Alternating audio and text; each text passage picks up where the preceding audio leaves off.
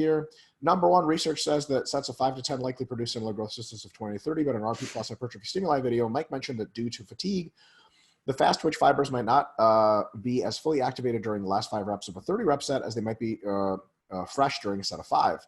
If total overall muscle growth is similar between the high and lower rep ranges, but the fast twitch fibers aren't necessarily getting full growth from a set of 30 like they might in a set of 5, what's making up / filling up for all the equated growth in a set of 30 is just the slower intermediate twitch fibers growing a massive amount. I wouldn't say growing a massive amount, but growing much more, right? The slower intermediate fibers almost certainly need more volume total, more reps, more mechanical work to have the same relative increase in, I wouldn't even say relative increase is true, the same relative as in same percent of their total ability to make gains. They just need more work, right? And concomitantly, faster fibers and very fast fibers need very little work and overreach very, very quickly. And you can see this working with very gifted athletes. Their MRVs suck, but you can't, there's no point in making them any higher, because if you make them higher, they just convert to slower and intermediate twitch, and then they have higher MRVs, but nothing gets accomplished, or about the same gets accomplished. It's got a road to nowhere. So is it just the slower and intermediate fibers growing a massive amount? Not necessarily, but is it them growing more to make up for it? Yes, absolutely. Right? Imagine how much your slower fibers get stimulated in a set of 5. I mean, it's literally like for I don't know, 10 seconds or however long that takes. What about in a set of 30? Oh my God, it's like 6 times that amount, right? That fucking adds up. Then you throw in sets of 20 and sets of 15 and sets of so on and so forth. It turns out that, there's a very likely a spectrum of how much fibers grow from how much the forces are and the durations of contraction. And then yes, the higher rep ranges very likely benefit the fibers that are not slow and intermediate, but slower than the fastest fibers. And that probably roughly evens out. That idea, for which there's quite a lot of support nowadays, is a huge problem for the effective reps concept, which is a great concept, but should really be rephrased like the proximity to failure concept or the hard sets concept. The effective reps and just counting them, big problem there is that unfortunately, the mechanisms are not similar. The way the controversy started is people said, your fast twitch fibers are used just as much in the last 5 reps of a set of 30 as they are the last 5 reps of a set of 5. And then a bunch of research, some of it older, that people just found, and some new research says that when lactate and other metabolite levels increase in the muscle as a whole, the faster fibers are the first to turn off. They suck. Their ability to clear metabolites blows. So they just seize up and don't do fucking hardly shit. So when you're saying like, yeah, man, the last set, now, rep 25 through 30 and my higher rep sets all fast twitch, that's bullshit. It's just not, right? Those fibers are fucking gone by then. And actually, you're essentially prioritizing slower and intermediate fiber training in 2 ways by training for higher reps. One is you give them enough volume finally for them to get real robust growth because the rep number is higher. And 2, you're essentially like switching off the fast twitch fibers at the end, and the fibers that have to pick all the slack are the slower fibers and intermediate fibers. So the answer is your suspicion is exactly correct. Yeah, I got not much to add on that one. Well, this one, he definitely just answered his own question on here. But I actually can't do sets of 10 and 15 that consistently on the squat because of the way my build is and my back just gets tired. So it works for me. Definitely wouldn't work for Mike because he's a lot stronger in the leg. Well, he's just stronger than me, period. But he's particularly in the legs. So you can imagine, like, if you identify more on the short and stocky side, it's probably not great for you. If you're more like me, more Gumby build, might be okay. So pros and cons. You got to know just know what you're looking for. Remember that stimulus to fatigue ratio. Make sure that your quads are what's getting hit. Like James will do these and his quads will blow up. His grip is fine. His traps are fine. Back is fine. But if you find yourself, you're like, man, I'm just kind of picking this up and using my glutes and my back, and I think my quads are working. Man, it's not a quad exercise anymore. It's not a limiting factor for the quads. Still a quad exercise. Very poor stimulus to fatigue ratio, and you're not going to be able to push your quads as hard as you want them to be pushed. Oh, and just one more note on that SFR thing. The one thing that you can do a lot with Toivonen. Hey, hi, Mr. Doctors. Work has been interfering a lot in me being able to follow up with your podcast, but I just managed to binge watch the latest podcasts, and I'm able to ask questions. A really good idea, so thank you so much. Okay, question 1A. You mentioned on a podcast a few weeks ago how someone with low aerobic fitness might also have low systemic MRV because of it, or just in general. Regular hypertrophy workout might be too taxing systemic-wise than it normally should be, for example, getting out of breath during squat, etc. I presume improving aerobic fitness would impede hypertrophy workout, so one would need to But I've heard you guys we're like detectives, James. It's a fishing Meh, expedition. meh. Tell me where you were last I night. would be the worst detective ever. James, you and I would be terrible good cop, bad cop, because the guy would like be clearly lying and he'd be like, I wasn't there. And you'd be like, you're a fucking liar. And you turn to me and be like, I believe him, man. I think we should stop yelling at this man. Like, I'm not damn sure it, why he's Mike. here. Ugh. Sorry. All right. I've got a train of thought. Okay. I'm not sure where. You guys have mentioned that one of the problems with effective reps models that at high rep ranges, the last 5 reps might not actually necessarily engage all the fastest twitch fibers due to fatigue buildup.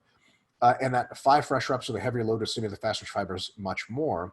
The faster fibers likely make up the majority of muscle growth, but aren't actually necessarily fully stimulated by the higher rep sets. Why is the 10 to 20 rep range considered best on average for hypertrophy? Wouldn't the lack of good fresh reps with fast twitch fibers make it less ideal? It would make it less ideal, but it has really, really good stimulus to fatigue ratios, which is this really big draw. So first of all, anywhere in the 10 to 20 rep range, you actually get really, really good faster fiber activation. It's not quite enough reps to really make prohibitive.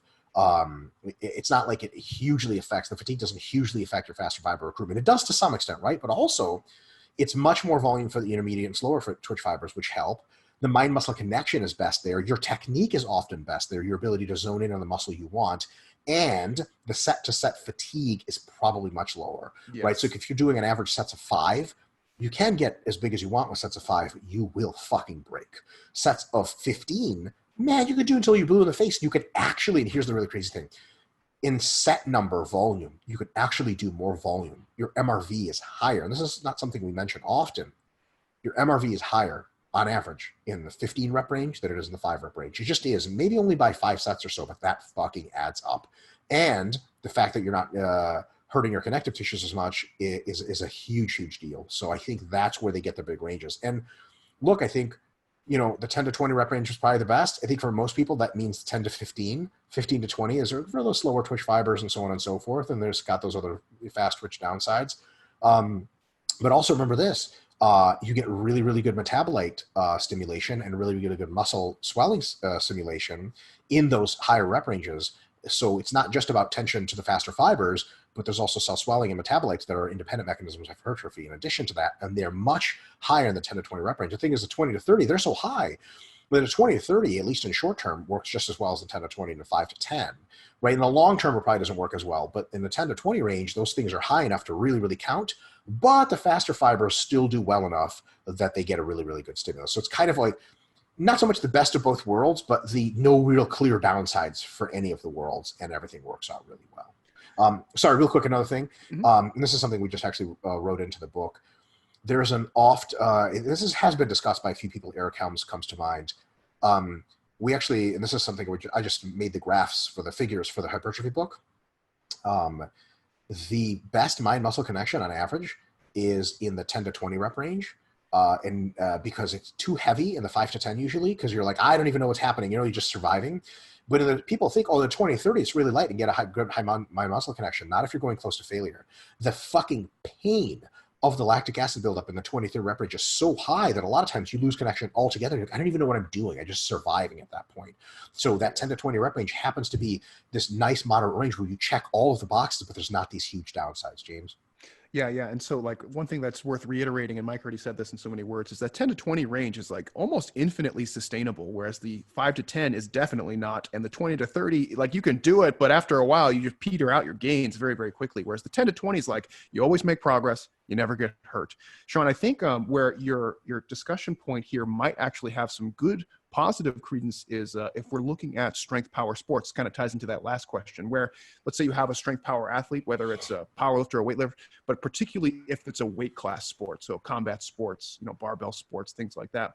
Now you can actually make a really strong case in terms of what type of hypertrophy you want to be targeting, because you're also constricted by body weight, right? Whereas in bodybuilding, there are weight classes, but generally the goal is to gain lots of muscle mass. And so we're not really constrained by body weight as much.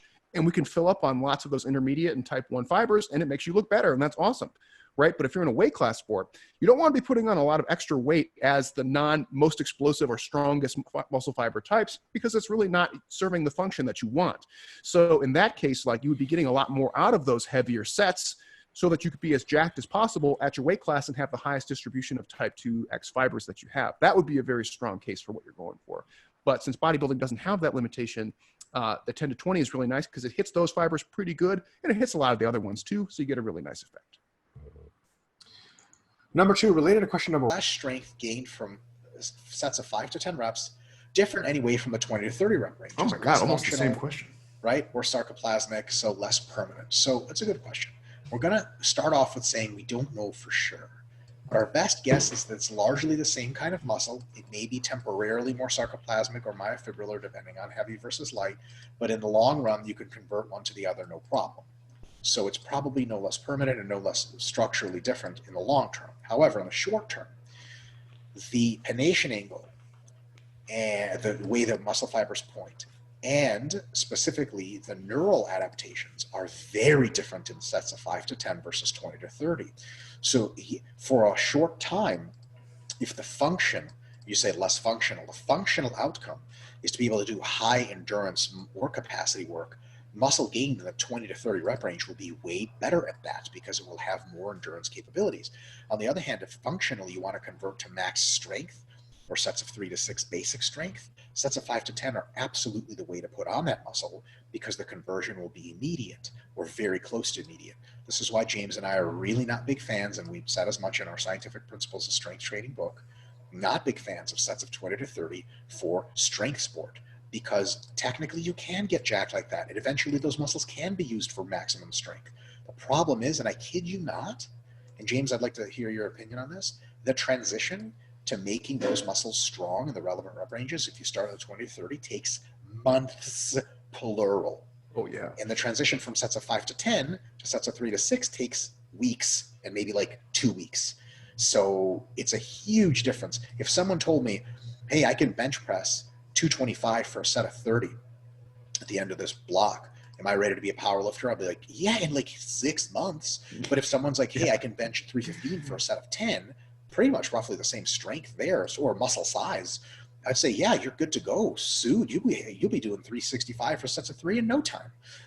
It's a huge difference in that short-term window, James. Yeah, I totally agree with that. And I also think like there's, of course, strength to body weight considerations, right? So if you're in a weight class sport like powerlifting, weightlifting comes to mind, even bodybuilding, but less so in this case, you want to be putting on muscle that's going to be contributing to whatever it is that you're doing. So like Mike said, if you're putting on a lot of kind of more slow twitch muscle, which is fine if you're responsive to it, is it going to help you in your performance? Yes or no? But how much is that going to alter your body weight and your ability to interact with the world? So for example, you could have something like a soccer player, right? And if you're trying to gain muscle doing sets of 20 to 30, yeah, they'll gain some muscle and it'll make them slightly more endurant. But most of the action in soccer is in those high power situations. So now you have somebody who's putting on a lot of muscle that's not contributing to high power output, and that's going to throw off their power to body weight ratio, and that'll manifest in their ability to sprint, change direction, jump, kick, all sorts of other stuff. So there's different ways you can kind of look at it. Most people think like, well, gaining muscle is just inherently good, right? Well, if it's muscle that's actually making you better at what you want to do, then yes. And if not, then you have some other problems that you have to balance. Absolutely. Absolutely. I noticed when I used to do sets of mostly 5 to 10 and powerlifting type stuff, my transition to athleticism was way easier than doing bodybuilding work. Yeah. It's definitely a thing. Even like, I know you probably feel the same way. Even if you come off of like a metabolite heavy meso and you move into like a resensitization period or even like an active rest period, you put like a little bit of heavy weight on the bar and you're like, what the fuck? I feel weak as shit. And then it comes back in the coming weeks. Yep. But that first week, you're just like, what? I'm so weak. 100%. It's terrible. All right.